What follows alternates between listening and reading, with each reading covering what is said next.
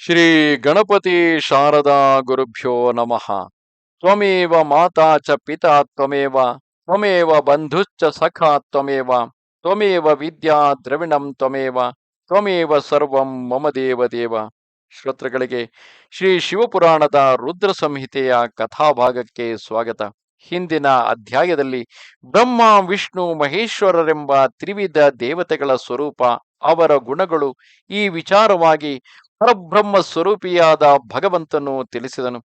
ಮುಂದುವರಿದು ಆ ಪರಮೇಶ್ವರ ಶಿವನು ಹೇಳುತ್ತಾನೆ, ಉತ್ತಮ ವ್ರತಗಳನ್ನು ಪಾಲಿಸುವ ಹರಿಯೇ ವಿಷ್ಣುವೇ, ಈಗ ನನ್ನ ಇನ್ನೊಂದು ಆಜ್ಞೆಯನ್ನು ಕೇಳು. ಅದನ್ನು ಪಾಲಿಸುವುದರಿಂದ ನೀನು ಯಾವಾಗಲೂ ಸಮಸ್ತ ಲೋಕಗಳಲ್ಲಿ ಮಾನ್ಯನು ಪೂಜನೀಯನೂ ಆಗುವೆ.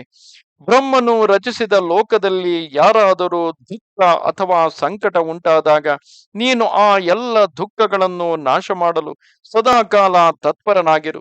ನಿನ್ನ ಸಮಸ್ತ ದುಸ್ಸಹ ಕಾರ್ಯಗಳಲ್ಲಿ ನಾನು ನಿನಗೆ ಸಹಾಯ ಮಾಡುವೆನು. ಜಯಿಸಲಾರದ ಅತ್ಯಂತ ಉತ್ಕಟರಾದ ನಿನ್ನ ಶತ್ರುಗಳನ್ನು ನಾನು ಕೊಂದು ಕಳೆಯುವೆನು. ನೀನು ಅನೇಕ ರೀತಿಯ ಅವತಾರಗಳನ್ನು ಧರಿಸಿ ಲೋಕದಲ್ಲಿ ತನ್ನ ಉತ್ತಮ ಕೀರ್ತಿಯನ್ನು ವಿಸ್ತರಿಸುವವನಾಗು. ಹಾಗೂ ಎಲ್ಲರ ಉದ್ಧಾರಕ್ಕಾಗಿ ತತ್ಪರನಾಗಿರು.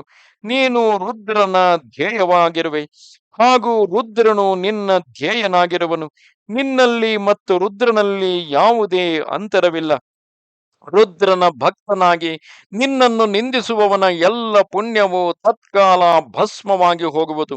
ಪುರುಷೋತ್ತಮ ವಿಷ್ಣು ನಿನ್ನಲ್ಲಿ ದ್ವೇಷ ಮಾಡುವುದರಿಂದ ನನ್ನ ಆಜ್ಞೆಯಿಂದ ಅವನು ನರಕಕ್ಕೆ ಹೋಗಬೇಕಾದೀತು. ಈ ಮಾತು ಸತ್ಯವಾಗಿದೆ, ಸತ್ಯವಾಗಿದೆ, ಇದರಲ್ಲಿ ಸಂಶಯವೇ ಇಲ್ಲ. ನೀನು ಈ ಲೋಕದಲ್ಲಿ ಮನುಷ್ಯರಿಗಾಗಿ ವಿಶೇಷವಾಗಿ ಭೋಗ ಮತ್ತು ಮೋಕ್ಷ ಕೊಡುವವನಾಗು. ಹಾಗೂ ಭಕ್ತರ ಧ್ಯೇಯನಾಗಿ ಪೂಜ್ಯನಾಗಿ ಪ್ರಾಣಿಗಳ ನಿಗ್ರಹ ಮತ್ತು ಅನುಗ್ರಹವನ್ನು ಮಾಡುತ್ತಾ ಇರು. ಹೀಗೆ ಹೇಳಿ ಭಗವಾನ್ ಶಿವನು ನನ್ನ ಕೈಯನ್ನು ಹಿಡಿದುಕೊಂಡು ವಿಷ್ಣುವಿಗೆ ಒಪ್ಪಿಸಿ ಅವನಲ್ಲಿ ಹೇಳಿದನು, ಸಂಕಟ ಸಮಯದಲ್ಲಿ ಸದಾ ಕಾಲ ಈ ಚತುರ್ಮುಖ ಬ್ರಹ್ಮನಿಗೆ ನೀನು ಸಹಾಯವನ್ನು ಮಾಡುತ್ತಾ ಇರು. ಎಲ್ಲರ ಅಧಕ್ಷನಾಗಿದ್ದು ಎಲ್ಲರಿಗೆ ಭೋಗ ಮತ್ತು ಮೋಕ್ಷ ಕರುಣಿಸುವುದು, ಯಾವಾಗಲೂ ಸಮಸ್ತ ಕಾಮನೆಗಳ ಸಾಧಕನಾಗಿದ್ದು ಸರ್ವಶ್ರೇಷ್ಠನಾಗಿರುವುದು. ನಿನಗೆ ಶರಣು ಬಂದಿರುವವನು ನಿಶ್ಚಯವಾಗಿಯೂ ನನಗೂ ಶರಣು ಬಂದಿರುವನು. ನನ್ನಲ್ಲಿ ಮತ್ತು ನಿನ್ನಲ್ಲಿ ಅಂತರವನ್ನು ಎಣಿಸುವವನು ಖಂಡಿತವಾಗಿ ನರಕಕ್ಕೆ ಹೋಗುತ್ತಾನೆ. ಬ್ರಹ್ಮದೇವರು ಹೇಳುತ್ತಾರೆ, ದೇವರ್ಷಿಯೇ, ಭಗವಾನ್ ಶಿವನ ಈ ಮಾತನ್ನು ಕೇಳಿ ನನ್ನೊಂದಿಗೆ ಭಗವಾನ್ ವಿಷ್ಣುವು ಎಲ್ಲರನ್ನೂ ವಶಪಡಿಸಿಕೊಳ್ಳುವ ವಿಶ್ವನಾಥನಿಗೆ ನಮಸ್ಕಾರ ಮಾಡಿ ಮಂದ ಸ್ವರದಲ್ಲಿ ಈ ರೀತಿಯಾಗಿ ಹೇಳಿದನು.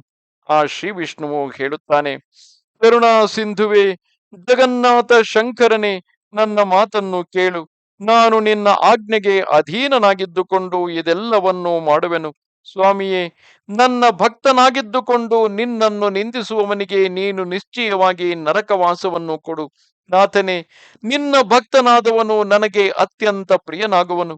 ಹೀಗೆ ತಿಳಿಯುವವನಿಗೆ ಮೋಕ್ಷವು ದುರ್ಲಭವಿಲ್ಲ. ಶ್ರೀಹರಿಯ ಈ ಮಾತನ್ನು ಕೇಳಿ ದುಃಖಹಾರಿ ಹರನು ಅವನ ಮಾತನ್ನು ಅನುಮೋದಿಸಿದನು ಮತ್ತು ಅನೇಕ ಪ್ರಕಾರದ ಧರ್ಮಗಳನ್ನು ಉಪದೇಶ ಮಾಡಿ ನಮ್ಮಿಬ್ಬರ ಹಿತದ ಇಚ್ಛೆಯಿಂದ ನಮಗೆ ಅನೇಕ ರೀತಿಯ ವರವನ್ನು ಕರುಣಿಸಿದನು. ಬಳಿಕ ಭಕ್ತವತ್ಸಲ ಭಗವಾನ್ ಶಂಭುವು ಕೃಪಾಪೂರ್ವಕ ನಮ್ಮ ಕಡೆಗೆ ನೋಡಿ ನಮ್ಮನ್ನು ನೋಡುತ್ತಾ ನೋಡುತ್ತಾ ಅಲ್ಲೇ ಅಂತರ್ಧಾನನಾದನು. ಅಂದಿನಿಂದ ಈ ಲೋಕದಲ್ಲಿ ಲಿಂಗ ಪೂಜೆಯ ವಿಧಾನ ಪ್ರಾರಂಭವಾಯಿತು. ಲಿಂಗದಲ್ಲಿ ಪ್ರತಿಷ್ಠಿತನಾದ ಭಗವಾನ್ ಶಿವನು ಭೋಗ ಮತ್ತು ಮೋಕ್ಷವನ್ನು ಕೊಡುವವನಾಗಿದ್ದಾನೆ. ಶಿವಲಿಂಗದ ವೇದಿ ಅಥವಾ ಅರ್ಧ ಭಾಗವು ಮಹಾದೇವಿಯ ಸ್ವರೂಪವಾಗಿದೆ. ಲಿಂಗವು ಸಾಕ್ಷಾತ್ ಮಹೇಶ್ವರ ಲಯದ ಅಧಿಷ್ಠಾನನಾದ್ದರಿಂದ ಭಗವಾನ್ ಶಿವನಿಗೆ ಲಿಂಗವೆಂದು ಹೇಳಲಾಗಿದೆ. ಏಕೆಂದರೆ ಅದರಲ್ಲೇ ನಿಖಿಲ ಜಗತ್ತು ಲಯ ಹೊಂದುವುದು.